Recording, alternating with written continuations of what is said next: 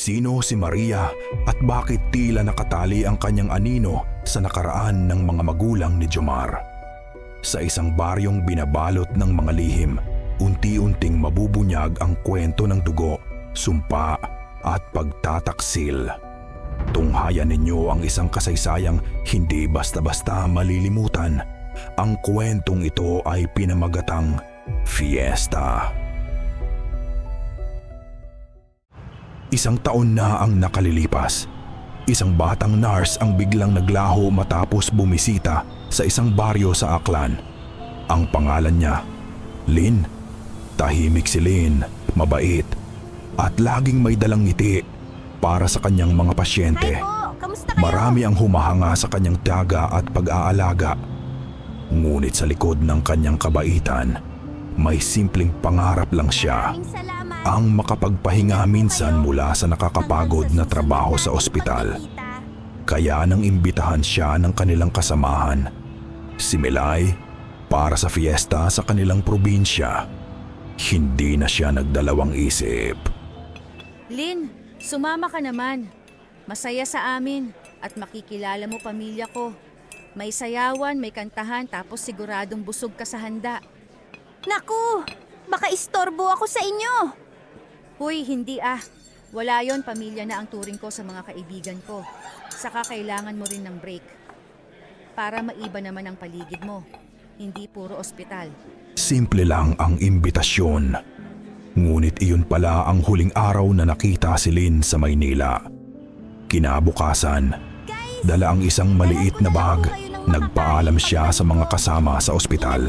Magaan ang kanyang hakbang, masigla ang kanyang boses. Hindi alam ng lahat na iyon na ang huli nilang pagkakataon na makita siya. Ayon sa mga nakakita, sumakay si Lynn ng bus papuntang Aklan.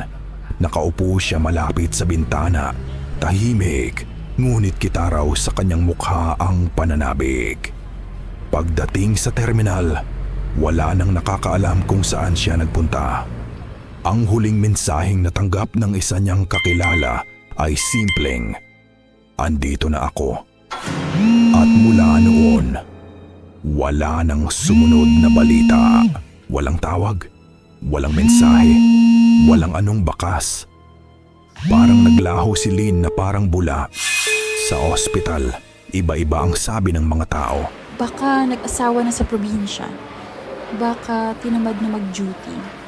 O baka nag-abroad na lang. Ngunit para kay Maria, ang pinakamalapit kay Lynn, hindi iyon kapani-paniwala. Si Lynn, hindi basta-basta umaalis ng walang paalam. Palagi siyang may sinasabi. Palagi siyang nagpapaalam. Hindi pwedeng ganun lang siya biglang mawawala. Sa kanyang puso, isang tanong ang paulit-ulit na bumabalik. Ano ang nangyari kay Lynn? Tahimik ang lungsod ng Rojas ng gabing iyon. Tanging mga ilaw sa ospital ang nagbibigay liwanag sa kalsadang madalas balot ng hamog. Sa loob ng maliit ngunit abalang pagamutan, abala ang mga nurse sa kani-kanilang tungkulin. Naglalakad ng mabilis, humahawak ng chart at nagbubulungan tungkol sa mga pasyenteng kailangang bantayan. Doon nagsimula ang samahan ni Lynn at Maria. Si Maria ay bagong salta mula Maynila, isang batang nurse na puno ng sigla at pangarap.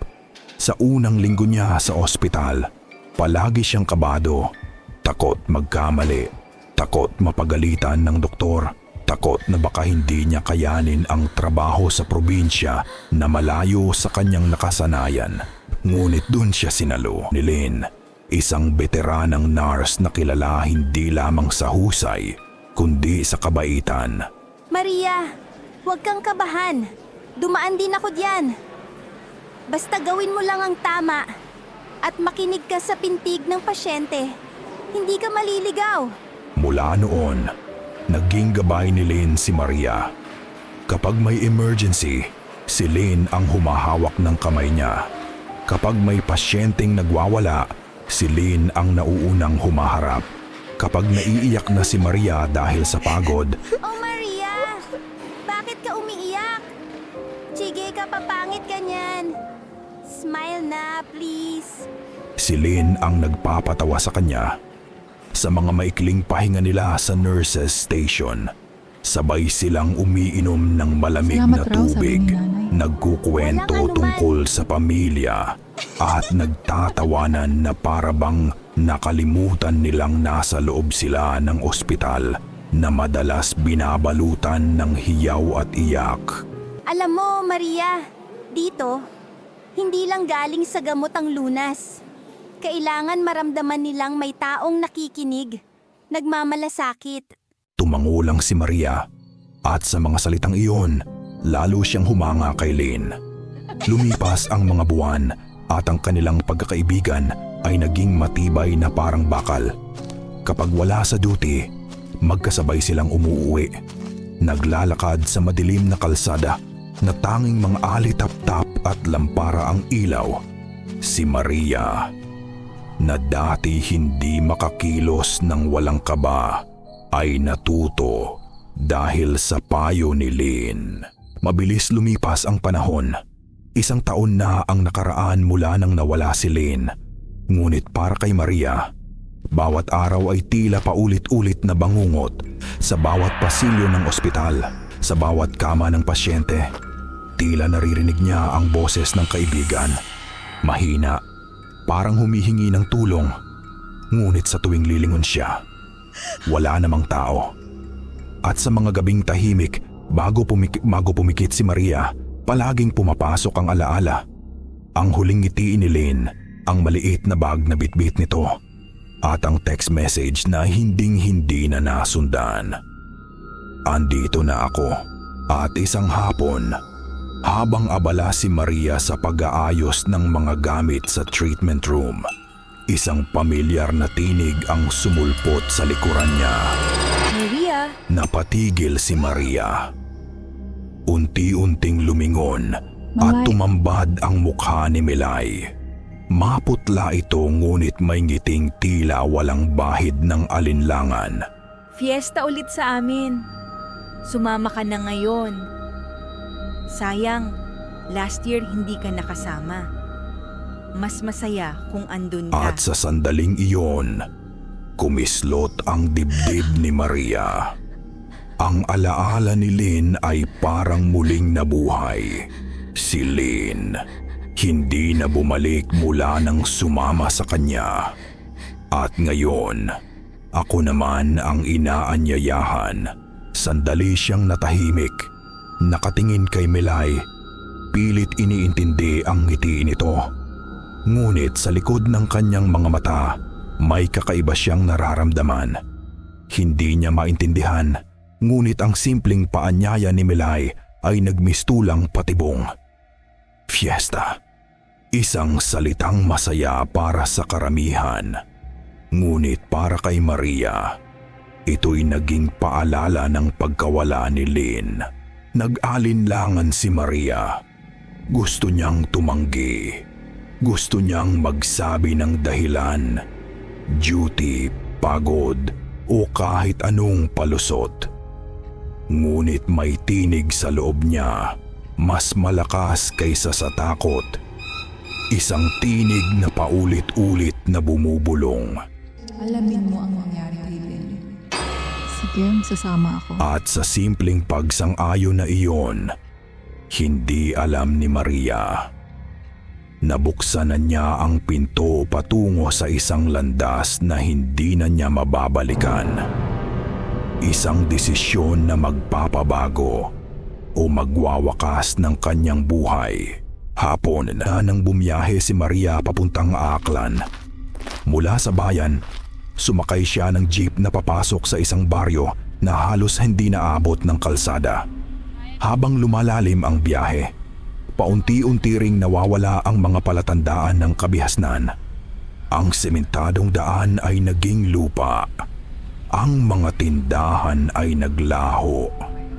Ang naiwan na lamang ay malalaking puno ng niyog, kawayan, at mga pilapil na halos nilalamon ng dilim.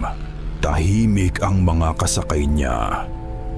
Mga matatandang nakayuko, nakapiring ang mata, Mga batang nakasiksik sa gilid ng jeep, nakatitig sa kanya na para bang sinusuri ang bawat galaw niya. Wala ni isa ang ngumiti.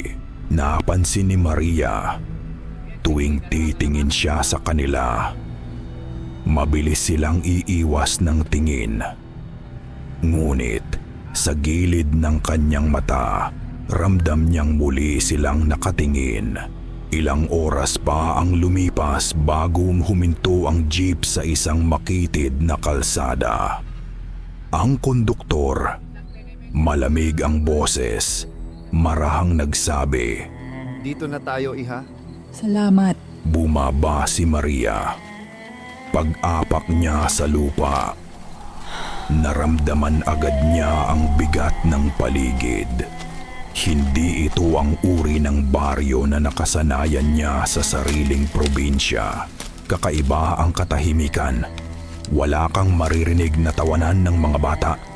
Wala ring kalansing ng kutsara at tinidor mula sa mga bahay. Ang naroon lang, ang nakakabinging ingay ng mga kuliglig at ang mga matang tila nakasunod sa kanya. Mga bahay na pawid at nipa ang nakahilera. Sa gilid ng kalsada, mga matandang tila bantay nakaupo sa bangko, tahimik, Magandang gabi po. nakatitig sa kanya. Ang kanilang mga mata Anong malalalim lugar ba to? at tila hindi Anong humihinga. kakaiba ang mga tao? At ang mga bata, Ayos. Bakit nakatayo pa lang, kasi, Maria? hindi naglalaro, hindi kumikibo. Tanging malamig na titig ang ibinibigay kay Maria.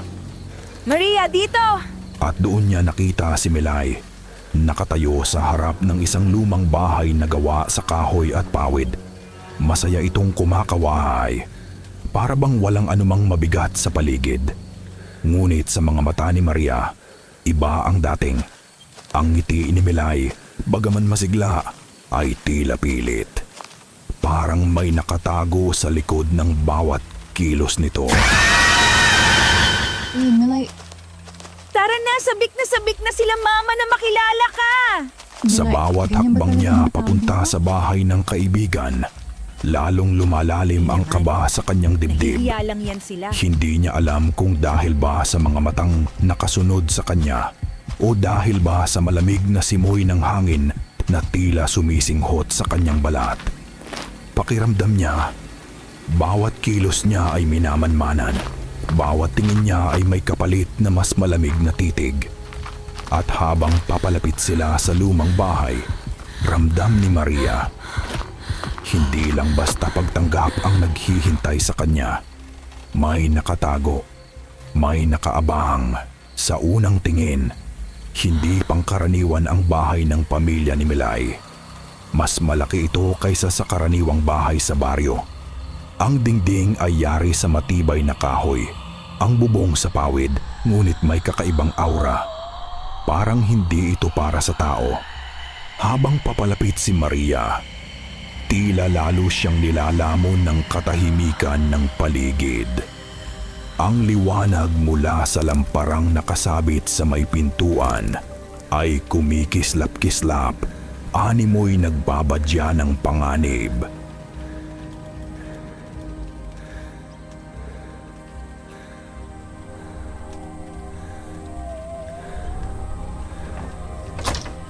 Pagpasok niya, sinalubong siya ng pamilya ni Milay. tita. Magiliw, masayahin, ngunit may kakaiba. Isang matandang babae, ang ina ni Milay, na may buhok na mahaba at puting-puti, ngunit ang balat ay makinis na parabang hindi naaapektuhan ng panahon. Isang lalaking matangkad at payat, ang ama, na halos hindi kumukurap at may titig na tumatagos. At dalawang bata, mga kapatid ni Milay, ngunit kakaiba ang kilos. Hindi naglalaro, hindi nagsasalita.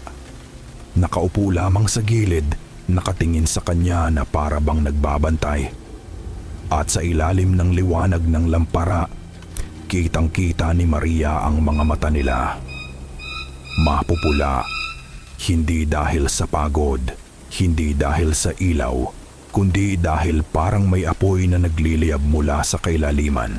At ang kanilang mga ngiti, mahahaba, halos sumobra sa dapat. Parang mga bibig na kayang lumamon ng higit pa sa pagkain. Habang si Maria ay iniupo sa isang mahabang mesa, inilabas ng pamilya ni Milay ang kanilang inihanda.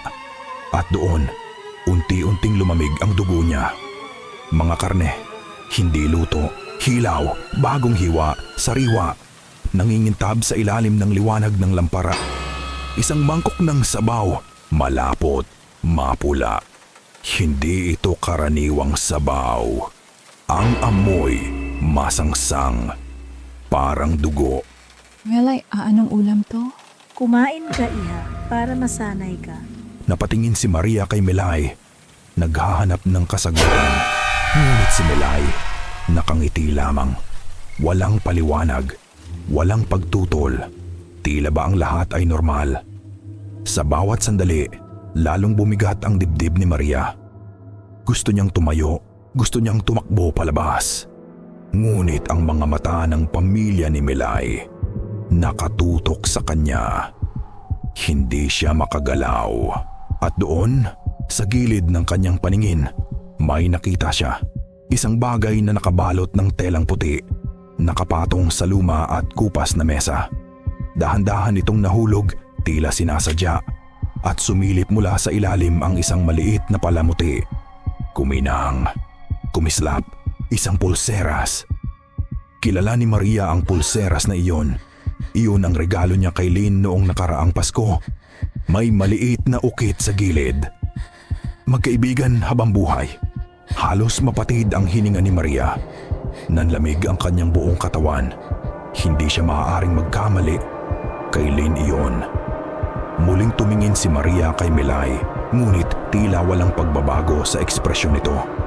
Ang ngiti ay nananatili, parang mas malalim pa kaysa dati. Parang isang lihim na ayaw ipaalam, ngunit isinisigaw ng kanyang mga mata. Gabing iyon, hindi nakatulog si Maria. Ang pulseras ay paulit-ulit na pumapasok sa kanyang isip. Ang imahe ni Lynn, nakangiti, masayahin, at ngayon, wala. Ang tanong ay paulit-ulit na bumabalik. Ano na ang nangyari sa'yo, Lynn? At sa dilim ng silid, habang lahat ay natutulog, pakiramdam ni Maria ay may pares ng matang nakatitig sa kanya. Minsan ay parang may mahihinang yabag sa labas ng bintana. At sa kanyang pandinig, halos pabulong. Tila isang tinig ng babae. Maria.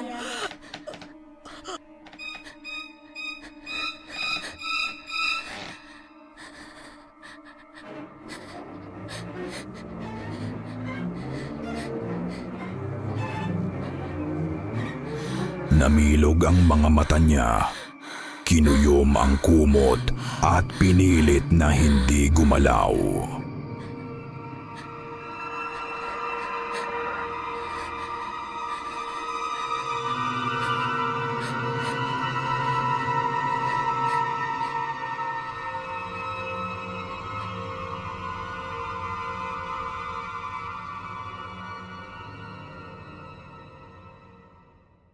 Kinaumagahan, habang abala ang lahat sa paghahanda para sa fiesta, naglakad-lakad si Maria sa paligid ng baryo. Sa halip na kasiglahan at halakhak, sinalubong siya ng katahimikan. May mga banderitas na nakasabit. Ngunit kupas ang kulay at tila hindi man lang nadadala ng hangin. May mga mesa na inihanda sa gitna ng plaza, ngunit walang kasayahan. Ang mga tao, nakayuko, abala sa pagluluto, pero walang ngiti sa labi. Walang musika, walang sigawan ng mga bata, walang tawanan ng matatanda.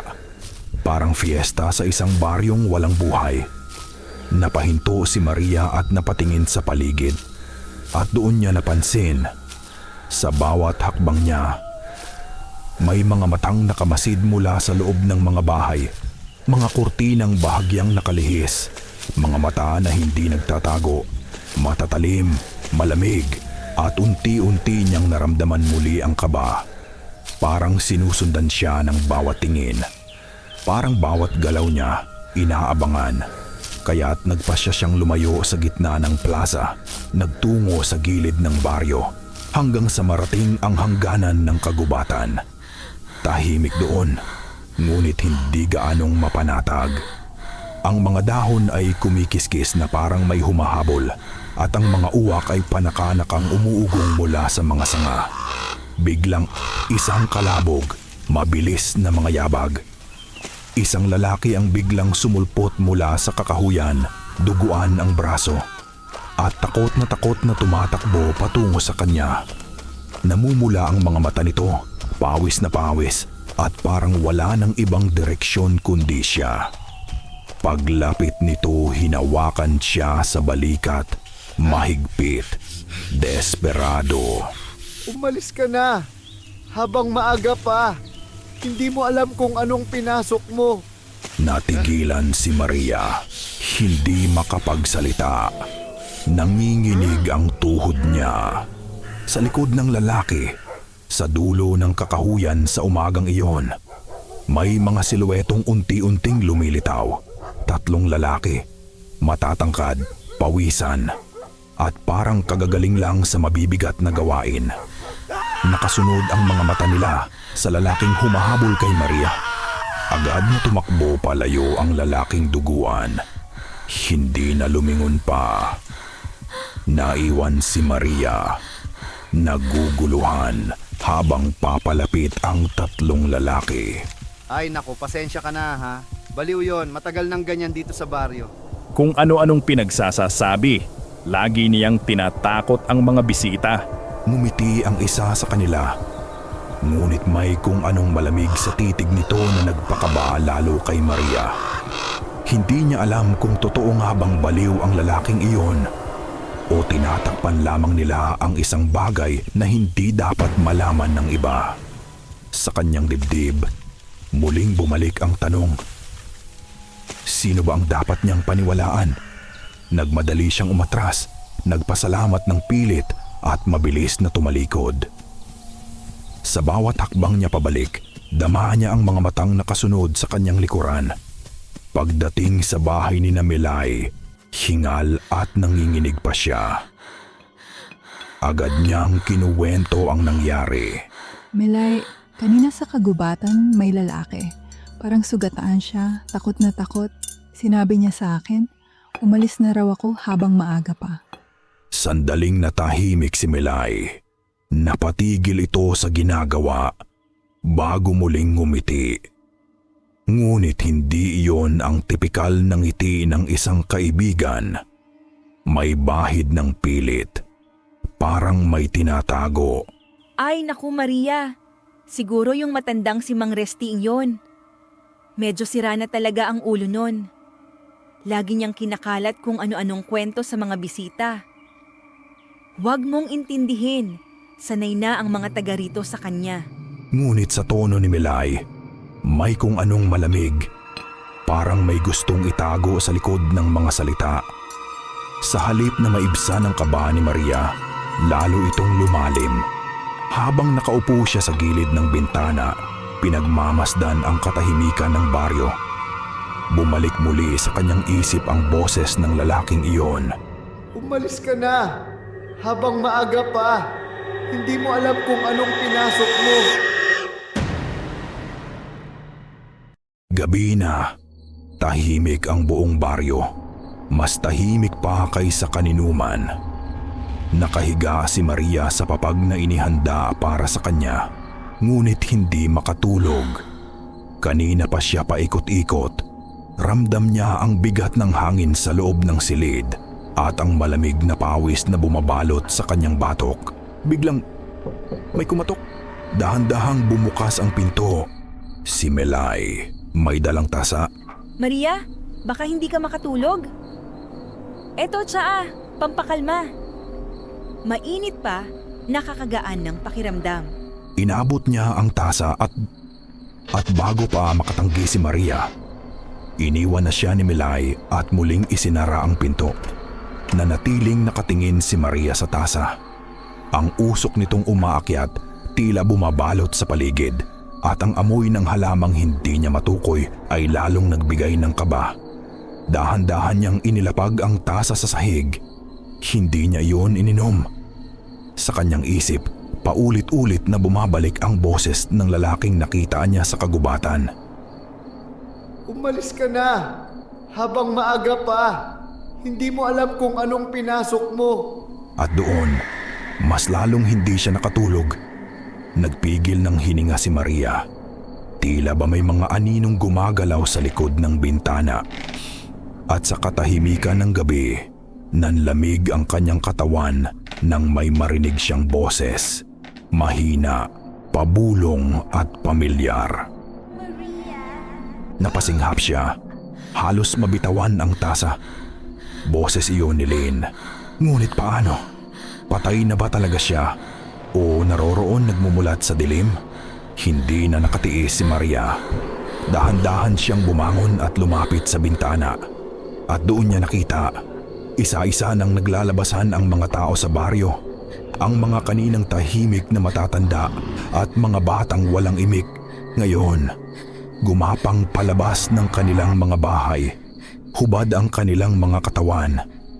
Mapuputla ang balat, nangingitim sa ilang bahagi na parang nababad sa dugo. Ang kanilang mga kuko, mahahaba at matatalas, kumikislap sa ilalim ng liwanag ng buwan. At ang kanilang mga mata, hindi na mata ng tao. Kumikislap iyon, pula at dilaw tila gutom na gutom. At sa gitna nila, nakita niya si Milay. Ngunit hindi na ito ang Milay na kakilala niya sa ospital. Ang ngiti nito ay masyadong malapad, ang mga ngipin mahahaba at matutulis, parang pangil ng aso. Ang balat nito'y kumikintab sa ilaw ng buwan. At sa likod nito, tila may nakaumbok na pakpak na pilit bumubuka. At doon, napagtanto ni Maria. Ang baryong ito ay hindi basta baryo. Isa itong pugad ng mga nilalang na matagal nang kinatatakutan sa alamat. Mga nilalang na nananabik sa laman ng tao. Mga aswang. At sa gabing iyon, si Maria lamang ang hindi kabilang sa kanila. Isa siyang dayo. Isa siyang biktima. At ngayon, siya ang inaamoy ng buong baryo. Dahan-dahang bumaba si Maria mula sa hagdanan ng lumang bahay. Halos wala siyang naririnig, kundi ang malakas na tibok ng kanyang puso.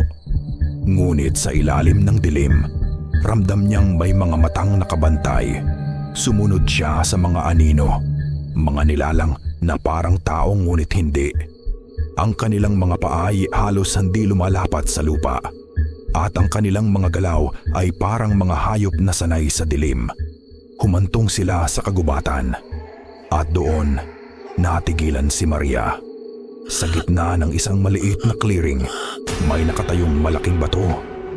Luma na, may mga ukit na hindi niya maintindihan. Parang sinaunang simbolo. Sa ibabaw nito, may nakahandusay na anino ng tao. Dahan-dahan, isa-isa. Lumapit ang mga kamag-anak ni Milay. May hawak silang matutulis na bagay. Hindi malinaw kung kutsilyo ba o kuko na tinubo mula sa kanilang mga kamay. Matutulis, makintab sa ilalim ng buwan at tila nagliliwanag sa bawat dampi ng dugo. At doon niya nakita ang lalaki na nagsabi sa kanya kaninang umaga na umalis siya habang maaga pa. Ngayon, nakahandusay ito sa lupa, nagmamakaawa. Ang mga matay halos lumuluwa sa takot, ang bibig ay nanginginig, paulit-ulit na nagsusumamo ng awa. Ngunit walang nakikinig. Hinihiwa siya, mabagal, tila sinasadya upang pahabain ang bawat hibla ng kirot. Pinupunit ang balat, nilalantad ang laman sa ilalim. At ang mas nakakasindak, ang nilalang mismo ay yumuyuko, ngumunguya, at kinakain ang mga piraso ng kanyang laman na para bang iyon ang pinakamasarap na handa sa isang pista. Tumalsik ang dugo sa lupa, kumalat ang amoy ng sariwang laman at bakal sa hangin. Ang sigaw ng lalaki unti-unting humina. Nagiging hikbi hanggang sa maging impit na ungol na lamang.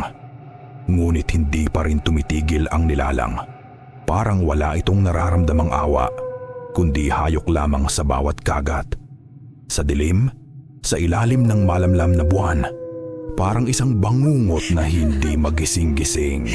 Nasaksihan niya ang pinakamadugong paglamon. Isang kapalarang hindi niya malilimutan. Nagsimulang magsuka si Maria, ngunit pinigilan niya. Kung maingay siya, siya ang susunod. Hindi na makakabalik si Lynn. Busog na busog kami noon. Parang pinukpok ang ulo ni Maria sa nadinig. Ang pangalan, Lynn. Napatingin siya sa lupa. Doon sa tabi ng bato, may nakasabit na mga piraso ng tela. Tila isinukbit lamang na parang basahan. Nanginginig ang kanyang kamay nang abutin ito. At doon niya nabasa ang pangalan, malinaw na nakaburda sa tela. Lynn. Nanlumo si Maria. Ang mga hinala niya na ngayon naging bangungot na totoo. Si Lynn, ang kaibigang laging nakangiti, ang kasama niya sa ospital, ang babaeng nangarap ng mas magandang buhay. Wala na. Hindi siya nagpakalayo. Hindi siya nag-asawa sa probinsya. Hindi siya basta nawala. Kinain siya ng pamilya ni Milay. Napatigil si Maria. Napansin niyang hindi na siya nag-iisa sa kinatatayuan niya. Sa gilid ng kanyang paningin, may mga matang dahan-dahang kumikislap sa dilim. Isa-isa silang lumilingon sa kanya. Ang pamilya ni Milay. Ang mga aswang. At ngayon, alam na nila na may nakakita. Hindi ko na malilimutan ang gabing yon. Ang gabing dinala ko si Lynn dito, sa aming probinsya. Akala niya bakasyon lang. Akala niya makikilala niya ang pamilya ko. Pero sa likod ng mga ngiti at malalambing na yakap, nakatago ang tunay naming katauhan. Nang gabing iyon, matapos silang maghapunan, inimbitahan ng ina ni Milay si Lynn sa likod bahay, kung saan may maliit na kubo at isang malaking mesa na yari sa kahoy. Doon, nakatipon ang buong pamilya ni Milay, mga tiyuhin, tiya at pinsan. Lahat ay tila masayang nagbabalik tanaw sa nakaraan. Ngunit unti-unting nag-iba ang hangin, naging malamig, mabigat at nakakapangilabot. Biglang sinunggaban si Lynn ng dalawa sa mga pinsan ni Milay. Tinakpan ang kanyang bibig, pinigilan ang kanyang mga kamay at paa. Ang mga mata ni Lynn, puno ng takot. Tila nagsusumamo siya sa akin, humihingi ng tulong. Pero wala na akong magawa. Nakatadhana na siya bilang alay sa aming lahi. Ang ama ni Milay ang unang humawak ng matalim na bolo. Sa isang mabilis na hiwa, winakasan niya ang hininga ni Lynn. Tumulo ang dugo sa sahig. Bumalot ang amoy na bakal sa hangin. Isa-isa na, ang bawat kamag-anak ay lumapit at nagsimulang hati-hatiin ang kanyang katawan. Parang isang ritual na matagal nang isinasagawa ng kanilang angkan. Ang kanyang mga braso ibinigay sa aking mga tiyuhin. Ang mga hita sa aking mga tiya. Ang puso inilagay sa gitna ng mesa. Pinag-agawa ng aking mga pinsan. Dahil iyon daw ang pinakamatamis. Ang dugo tinipon sa isang palayok at saka ininom bilang tanda ng pagkakaisa ng aming lahi. Hindi pa natapos doon. Ang ulo ni Lynn ay inilagay sa isang malaking bayong at dinala sa sagradong kuweba ng kanilang pamilya upang ialay sa kanilang inang aswang. Isang nilalang na matagal nang sinasamba at kinatatakutan sa kanilang probinsya.